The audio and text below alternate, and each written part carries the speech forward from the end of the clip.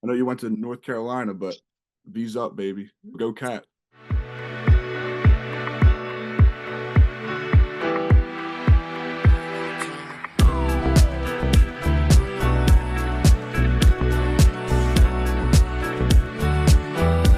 Hello, welcome back to another episode of the Open Mic Show. Today, I'm very excited to have a very special guest. He was the 2018 McDonald's All-American Game MVP. He went to North Carolina, University of North Carolina, and he became the 25th pick in the first round of the NBA draft, selected by the Portland Trailblazers. I am here with Phoenix Suns forward Nassir Little. Nas, thank you so much for coming on the show. Of So no problem, man. I appreciate you having me. Pleasure's all mine. course, and you actually recently became a father, which I didn't mention. How's that been? I just wanted to say congratulations. Appreciate that, man. It's been great. It's been great. It's a lot of work, a lot of responsibility, but something that's super fulfilling. Brings a lot of joy to my life. So I've been loving it so far. Have you had a chance to watch the conference finals, Pacers, Celtics, and the T-Wolves and the Mavs? Yeah, yeah. Been able to catch all the games. It's been I think it's been a pretty good playoffs overall this year. And I think it's been super competitive. Going into it, one thing I like is that this year somebody's going to win their first championship. Whether it's Luca, and Jason Tatum or Tyrese and Miles Turner, all them. So I think it's good. Good for the league to kind of see new faces in those positions. So I'm excited for it. You got a dog in the fight at all? Nah, not at all. It's whatever. I do. I've known Ant since we were young.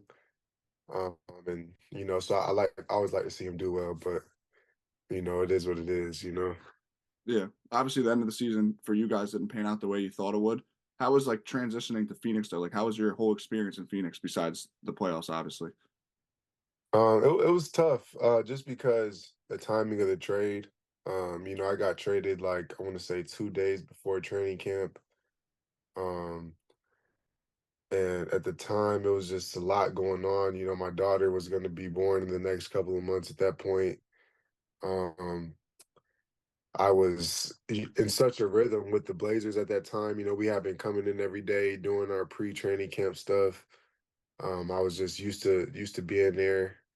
So when I got traded, it was a big whirlwind for me trying to figure out like, how to, because it's my first time getting traded, figuring out what do I do in the first place? Like, how do I, move into a new house within a few days? You know what I'm saying? All that type of stuff. All the logistics of it was the hardest part, but and then obviously getting here, trying to get acclimated to everything, learning a whole new coach, learning a whole new system, and guys had already been here training during the summer. So it was a little tough, but as time went on, it got better and better. And I eventually got to a place where I felt decent. And I remember there being talks of Kevin Durant possibly going to Portland, and then here you are getting traded to play with Kevin Durant. So that had to be kind of Yeah. a big coincidence. Yeah, yeah. I thought, it's funny you mentioned that. I was literally thinking the same thing, like, because somebody had asked me about, well, do you want to play with KD? And this is when I was with Portland, and I was making a comment saying, well, if they traded for him, I had kind of alluded to the fact that I might be traded, you know what I'm saying? But, fast forwarding a year later and me still ending up being on the court with him, I thought was pretty crazy. Yeah. And how do you feel about Frank Vogel being fired and Mike Budenholzer being hired? Do you have any thoughts on that? Yeah, for me, it's just, that's the lay of the business. It's tough. Um, I personally think it's tough because I felt like, we were in a position where we tried to put a lot of pieces together in a short amount of time. And that's just hard to do for anybody. You have literally essentially an entirely new team, an entirely new coaching staff. And we didn't really have much of an opportunity to, glue together. We had injuries throughout the year. Like it wasn't a smooth year for us, and we were still able to come out and be decent, but it was a tough year. And, sometimes like just the way the league is, it's so hard to win that, that pressure is there. And sometimes they got to make these decisions. So I appreciated playing for Frank. He was a smart coach. I learned stuff from him. I just try to take things from every opportunity I'm in and just use it and apply it for myself to, become a better player in person later on in my career. And as for Coach Bud, he's been at the highest stage as well. He's won at the highest level. So we bring in somebody who knows what he's doing, who's been there, who's seen it, who knows what it takes. So I'm excited to see what he does for the organization. Yeah, and to have back-to-back coaches that won a ring, that's got to be a luxury. So how did you find out that you got traded? Were you aware? Because I know Portland's like really good at letting people know, or was it just kind of spur of the moment? Because you were part of the Damian Lillard trade. If people don't know, it was a three-team Right. trade, a lot happening, a lot of moving parts. You still was with Yusuf Nurkic, who it seems like you can't get away from. You tired of Nurk yet? Nah, that's my dog, man. Me and Dirk been locked in for years. It's crazy. I've played with it's like that's my longest tenure teammate. So it's just kind of crazy to think about. We played 5 seasons together. And for the trade, I was caught off guard. I was actually in the facility, like practicing, like we were middle of a practice, and they just grabbed me off the court. Like I was mid drill, they grabbed me off the court and was like, "Yo, come to the office." And at first, I was like, I was just like, what the hell? Like, what's going on? And as we started like walking closer, and I started to see like the assistant GM's energy, kind of like, I was like, oh Lord, I already kind of figured what time it was, and they brought me in there. They let me know the news. Um, I can't even describe how I felt. I felt so many things in the moment. Like I did. It was like it wasn't like a matter of like, oh, you're trading. I was like, okay, cool. Like I felt so many emotions like at that time. Like I was anxious, I was confused, I was like a little bit excited. Like it was just a lot going on. So um yeah, like initially I was in shock, and then like, I went home and I just had to sit with it and just kind of like really, because at first I couldn't believe it. Like I just was like, bro, there's no way this is really happening. So it just took a little minute for me to really like, accept what was going on, and kind of start making shifting my mindset to prepare for, becoming the Phoenix Sun. Yeah, what's that whole process like after getting traded? Like, what are the first steps you have to do? I mean, do you go right to Phoenix? Do you have to move out of your house? Did you keep your house? Like, what's that whole process? Yeah, it's tough, man. I had just bought my house in December of 2022, and I was traded in like late September of 2023. So I wasn't even there a year. When they let me know the news, like that's the first thing I think of is like, damn, what am I do with my house? Like, you know what I'm saying? And so for me, like, as most guys, the first person you gotta talk to is your agent. They've seen it, they've been through that lay of the land before.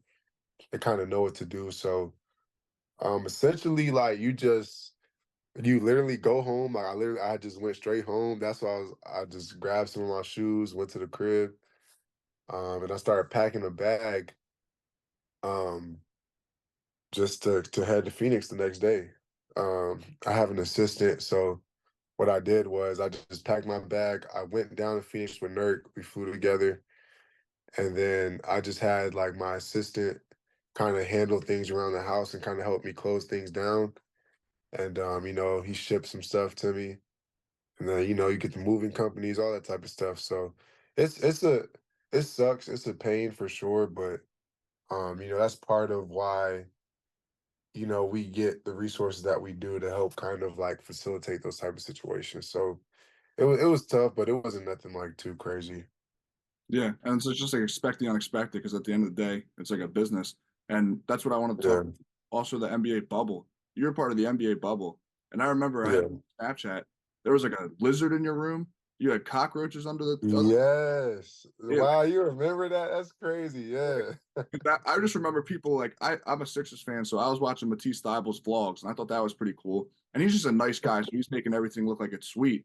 And then like I wanted to Right. see, like what it really was, and like he didn't have a spoon for his food. Like he had like cafeteria food, didn't have a spoon. I'm looking at your story, and it's like there's cockroaches and lizards. I'm like, what's going on here? Like, what was that whole experience? Like you're in a bubble. Like Yeah. what are you even doing? Like what are you thinking? So I'll say so it was different. Me and so Matisse was on the Sixers, and they were So what they did was basically the higher seeds got the better hotels. No way. So me and Matisse didn't have the same experience because when we all the teams came to the bubble, the way they did it was like they broke it up. There was three different hotels. Like so the top like three seeds maybe of each conference stayed at the best hotel in the bubble. And then the next tier stayed at the second best hotel. And then the third, like the bottom team. So like we were like the eighth, ninth, 10th seed, you know what I'm saying? So we all stayed at the third best hotel. Now, granted, it's not like as if like the third hotel isn't like a bad hotel or nothing. Like I'm not trying to say that, but it was the least of the three hotels, you know what I'm saying? So um and then as we made once we made the playoffs, we moved to the second level hotel. No way. So that's kind of how they did it. Yeah, exactly. So yeah, so the first when we get there, you know, it was cool. We was hanging out. You know, all I did was the bubble wasn't bad for me. Like it was chill. I brought my PlayStation with me. Like we were able to bring like essentially whatever we wanted. So guys were bringing like studio equipment if they made music. If they play video games, they're bringing their monitors and gaming setups. You know what I'm saying? So you were kind of able to make it your own. You know what I'm saying? You had your little. It's like a mini apartment essentially. Like you were able to ship your own snacks. You know, for me, I like candles and I like drinking tea, so I would have like my candles there. I would have like my little tea pot thing. Like, so I was chilling. Like, it was cool. They had stuff for us to do. There was pools. There was you could go fishing, get on the boat. They had little game rooms, and then you could just hang out with your teammates as well. So it wasn't that bad. Like I was chilling. Did you bring your keyboard and electric drums? Did you bring any instruments? I did not. I did not. Just because electric drums are hard to set up, so I didn't even want to mess with that. And then the keyboard, I didn't really feel like I would be playing it that much in a room, you know what I'm saying? I just didn't feel like having to worry about getting it out of there. I didn't want to bring nothing too big. That's crazy though. They basically gave you incentives, like make the playoffs, you're gonna be in a better room. Literally, for sure. Like literally, like if you made the playoffs, you get to upgrade the room. And the second hotel was just a lot nice. It was just like nicer. It was like, you know what I'm saying? It was a little bit more stuff to do. The players' lounge was a little bit better. Like, so it was cool. It was cool. Like at that time, there was tweets going out that like they might shut down the whole thing, like they didn't know what was going on. Was LeBron Yeah. James hosting meetings, or was that just like Twitter talk? Because I heard LeBron was hosting meetings. Like he's like, I want this ring, we are staying. Or was it the other way? Um, I'll say that I'm not gonna go too deep into detail. The meetings were true, but it wasn't a matter of like it wasn't just a matter of like Braun hosting a meeting. Um, what happened was, so I don't know if you remember, but they had there was a police shooting in Milwaukee.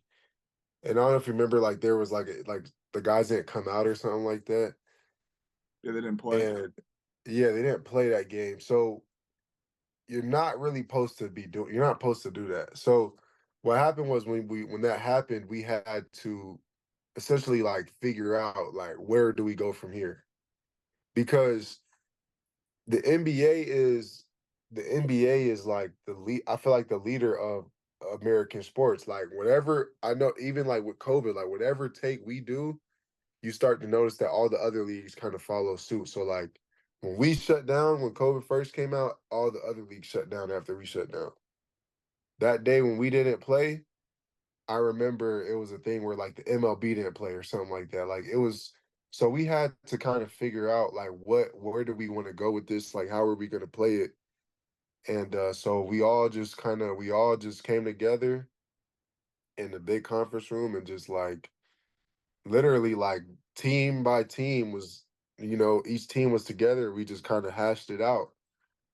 And it was kind of facilitated by the union. And that's why we have our union presidents and stuff like that to kind of put those type of things together. So it wasn't just Bron, Bron's a big part of it, but we got guys like Chris Paul, who was like the president for a long time, Andre Iguodala, like what I'm saying, you got really seasoned guys who are, being the leaders for us to kind of figure out what direction we want to take it.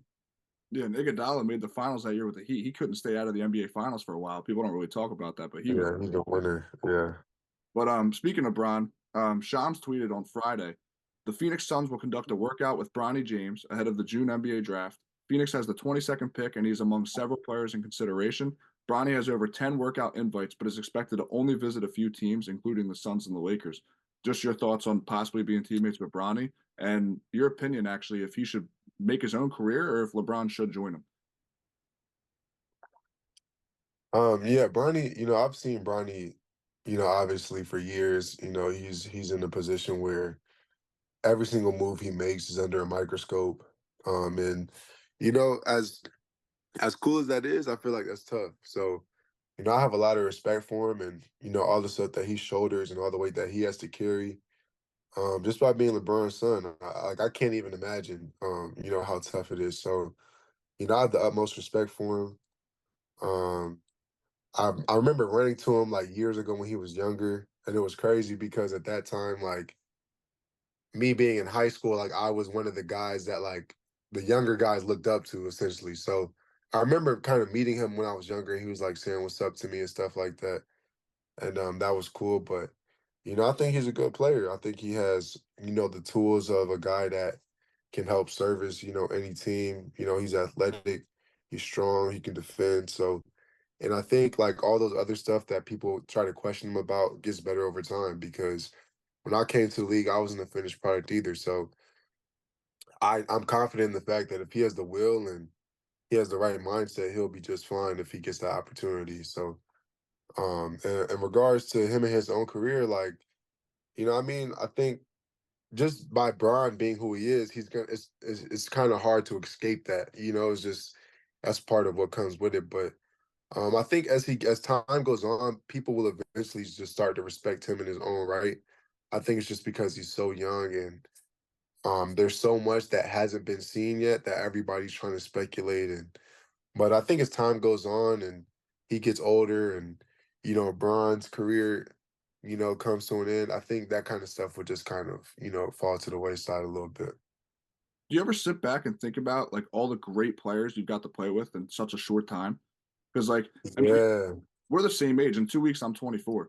So like to be my age or our age and play with Kevin Durant, Carmelo Anthony, Damian Lillard, CJ McCollum, yeah, Devin Booker, like the list goes on and on. Brad, yeah, yeah. yeah, like I mean, It's crazy. you ever think about that? Yeah, and there's also like guys that like, for example, like Pau Gasol. People don't remember this because he never played because he got hurt. But my rookie year, Pau Gasol was on our training camp roster. So like I was practicing with Pau Gasol, like, you know what I'm saying? And it was a whole thing. Like the year I was born, he was drafted or something crazy like that. Like it was something crazy.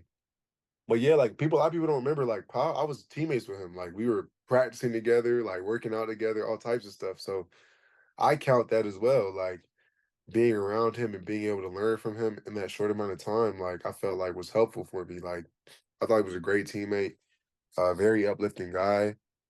I was able to play with Trevor Ariza, just a seasoned vet, who played with Kobe, obviously, like who's seen a lot, who's experienced.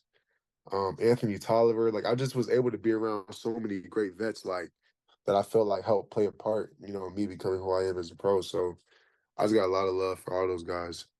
Yeah, Anthony Tolliver, I actually did a podcast with him like a year or two ago when he was on the Sixers because I was a Sixers fan. So that was a cool podcast. He's a good dude. But like, who was your vet, would you say, that made the most impact on you in your first couple of years in the league? Oh, Dame Lillard, without question.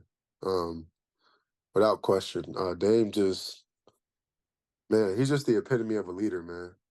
He just was so in tune to the entire team. Like I've just never seen anything like it. I was kind of spoiled by just being introduced to that type of situation. Um, but yeah, man, he just always instilled confidence into me. Always was giving me game, telling me what he was seeing. He was always open, like just somebody you could talk to, like at any moment. You know what I'm saying? Like a lot of guys, think when the guy's a superstar, they're kind of just, they're hard to get in touch with. They tend to act Hollywood sometimes. That's the narrative. But like, Dame, you'll hear people say like he's one of the most humble like superstars you'll ever meet. Like if I called him right now, like if he's not working out, he'll answer the phone. You know what I'm saying? Like he's really one of those guys, and I just had a lot of respect for him. He always was putting me on game, and I felt like he made me become a better player. So um, just got a lot of respect for him, man. He was big time for me for sure. Yeah, I gathered a bunch of fan questions also because everyone was super excited I was doing this pod. And one of them was someone you're closest with in the league, and if you FaceTime them right now, would they answer? Because Serge Ibaka did that to Klay Thompson. But I think Uh, you're on your phone right now anyway. yeah, I'm on my Yeah. phone right now. But I know you're close with Anthony Simons. I feel like that would be the easiest one, right? Yeah, if I had to do it based on who I think would answer, the only thing about Anthony and Dame is like they be working out. I don't know like their workout schedules. You know what I'm saying? Like Dame is a madman. Like he's always working out. So I'm saying, and it's like, and like not to say like nobody else is working out, but like he's the type to just like, you know what I'm saying? He'll be sitting down and probably just go like, let me get a boxing workout in real quick and just get up and go. You know what I'm saying? So he's always like, trying to do something to get better. So yeah, but I still think he would be a guy that I would call. Anthony would be a guy I would call. Jabari Walker, young guy, he would be a guy I would call. Like those would probably be Trendon Watford. Me and him were close. So Sapin Lee, me and him were close. So there's a few guys that I feel like I could call and I have a good chance of them answering, especially like if I know they're not, if I know their schedule a little bit. So yeah, Yeah. What was your like welcome to the NBA moment? man. To me, I had two. Um, a specific play was Drew Holiday. We were playing the Pelicans and he dunked on me, but I didn't obviously I knew he could dunk, but I didn't know he could dunk in that way. He just did like a little spin move and then was driving to his left hand and just like dunked it. I was looking around like, bro, Drew Holiday could dunk like that? Like, I didn't even know that. Like, so that was like my first moment of realizing, like, wow, like all these guys are like hyper athletes. No matter, even if you don't really see them like or know them as guys that dunk on people and all that, like at any moment they can all just do it. Like it's crazy. Um, and then I would say I played James Harden, and this was the year that I want to say he was averaging like 36. And they're putting me on James Harden, and he is like violating me, bro. Like he step back and 1 3, step back and 1 3, in and out, drop, blow by layup. I'm like, bro, I'm looking around like, bro, like I like y'all gotta take me out, bro. Like I can't, I'm not ready, bro. Like this is bad. Like Trying to not I foul. need something. I'm trying to, but I have to like I'm in foul trouble. Like he's killing me. Like I'm like I don't know what to do. Like this is before they like changed the rules though, because this is when like you could like jump to the side and like you know what I'm saying. Like it was almost impossible to guard anybody because like Change the rules. Jalen Brunson's still doing that. yeah, right, Change right. They said they exactly. They said they changed it, but it's kind of like it's hard. It's hard to officiate it. You know what I'm saying? But this is when it was egregious though. Like you could pump fake and like jump way to the left or way to the right and get a foul. Like it was like to the point where you couldn't contest shots. And then obviously it's James Harden, so if you're not contesting the shot, he's gonna make it. It's just like so. It was kind of like it was one of those things where you just were like screwed. That's why he averaged 36 points. So. But that was one of my moments where I was like, okay, like I got to really get better. And it really showed me like the level that guys are at in the league. So yeah. those are my two moments. And you mentioned Drew Holiday. People forget he was a part of that trade also. He went to the Blazers, but he ended up in a great situation. Yeah, Yeah. And people did forget that. I forgot that actually. yeah. Now that you mention it. Yeah, he was on the Blazers and then he went to the Celtics and he landed in a great spot and like he's balling. That steal last night was huge. Yeah, that was I knew like, I ain't gonna say I knew, but I felt like Indy should have called a timeout in that moment. Like I thought they should have done something different. I didn't really like the secondary break they were getting into. Like he was too locked in on that play. So, but yeah, no, Drew's a great player, and I've always said he's one of my favorite players. I always felt like he's one of the most underrated just from a notoriety standpoint, like, obviously, he's made a lot of money in his career and he's done his thing, but I still think he's a bit underrated as a player. Yeah, and I think game one, Rick Carlisle should have called a timeout too. I mean, both times you call timeout, you could have won that game. They could easily have 2 wins in the series if it was played right. But that's just a Yeah. yeah. But some coaches, and that's the thing, like some coaches have philosophies where do you want to call a timeout, allow the defense to set, you know what I'm saying? Yeah. Take away you know what I'm saying? Like take away whatever they take away and then force you into whatever situation, or would you rather attack while the defense is getting back, while guys aren't matched up, and maybe get a good look? You know what I'm saying? And even with that, they ended up getting a good look at the end of the game anyway. It was just I was that's gonna a ask you tough that shot. that play was a genius play. Like Great play. I Great couldn't play. believe it literally looked like an NFL play. I'd never seen that in the Yeah. They lined up like receivers. They were lined up like they were literally lined up like receivers. It was a great play. and you can't throw a flag in the NBA. You can have a pick play. Like you know what I mean? Like Yeah. moving screen, Yeah. crossing that you could pick in the NFL. That's a flag you can't pick. But that was a genius play, and I liked how they went to Naismith. People were complaining that it was Naismith, but he He's was a the great shooter. Celtic. You know what I mean? Former Celtic, you got to give it to him. Like the He's game's a great he's a great shooter. He's probably shot like 43% this year. Like he's a great shooter, great look. You just don't make all of them. Like it just is what it is. You gotta live with that. But with Indy, like they shot themselves in the foot losing that first game. Like that's the type of stuff that and that's the margin of error that's so small. Like when you lose games like that, like it's hard to shake back from that. And then they lost last night and they was up like what? Like how many, like 20 points 18, almost? 18, 18. yeah. Like you lose the first game, you lose that game. Like, I mean, you shoot yourself in the foot. You gotta handle that. But that's when you see the experience in the Celtics like come out in those moments. Like, you know what I'm saying? Like they just have that resolve, they have that poise. Yeah, But it takes time to get there though. and I could be wrong, but the timeout situation, like in game one, when you're on the road, I feel like that's when you need to call a timeout. Game three, you're at home. That's when I would play on. That's just my opinion. Right. But Right. home and away, like just bringing that up. What do you think the best city to play in is, and the worst city to play in is? In regards to what? What are we basing it off of? It's a good Like arenas, just city, Yeah, people, like we could do arena first, and like locker room because I used to work at the Wells Fargo Center. That away team locker room is terrible. I don't know how y'all do that. right. That locker room's awful. I used to do changeover, Yeah. like, built the courts and the hockey rinks and all that, like late night. Yeah. That away locker room is something else. But what would you say? There's worse.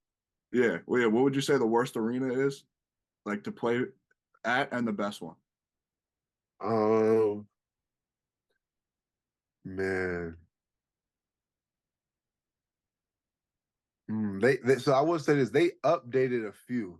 So like Cleveland used to have a terrible, terrible locker room, like terrible locker room. I used to not like playing there. Like it was always cold. I just didn't like the colors. It was always gray outside, like just bad energy. Like I don't know. I just never liked playing in Cleveland. But they updated the locker room and now it's like really nice, like one of the best. So I'm trying to think like which one is still kind of like outdated. The Celtics used to have a bad one too, but they updated theirs. Um, You and Joakim Noah would be best friends with that Cleveland answer. right. Yeah. If I'm doing like overall experience, like throughout my all of like right now, I can't really tell you, but I would say overall, like Cleveland for sure was the worst. And then the best was is Golden State without like easily for me. Easily. They have a guest hydrotherapy room, so a guest hot tub and cold tub. No other team. I've never seen that before. Yeah. They got two different locker rooms. They got like individual showers, like assortment of lotions and soaps. Like it's fire over there, bro. Like so, I always enjoy playing there. The arena be lit. It's a nice city, so I always like playing out there. Toughest player to guard in the NBA. Damn, that's a great question, bro. To me, I'm gonna say Shea. Okay. I think Just he anybody who has a mid range and a pump fake, I think is like virtually unguardable because you can't. it goes back to my earlier point. Like you can't contest. You can't like you know what I'm saying. You can't leave your feet to contest the shot. So you're essentially at their mercy at all times. If you jump, they can make that read so fast they keep the ball in their hand and they bump you foul, or they keep the ball step through. And if you don't jump and close that space, it's an automatic mid range. So they'll keep making that shot. So I think guys like that are the toughest to guard, like just one on one. And if you start spraying the three, he's going to be unguardable. But Oh my goodness, yeah. who It's you not. got? Let's hope he doesn't do that. Who you got winning it all? I got the Celtics. Celtics, and then Yeah, Portland or Phoenix? Portland or Phoenix? What you mean? Portland or Like Phoenix? Phoenix? That's what I'm with. I want the Suns, baby. All right. I ain't got no allegiance to no Trailblazers. Oh man. Yeah. All right. Well, thank you so much for coming on the show. Like I said, Memorial Day weekend. Super excited to have you on, and best of luck next season and continued success to you. Likewise, man. I appreciate you having me.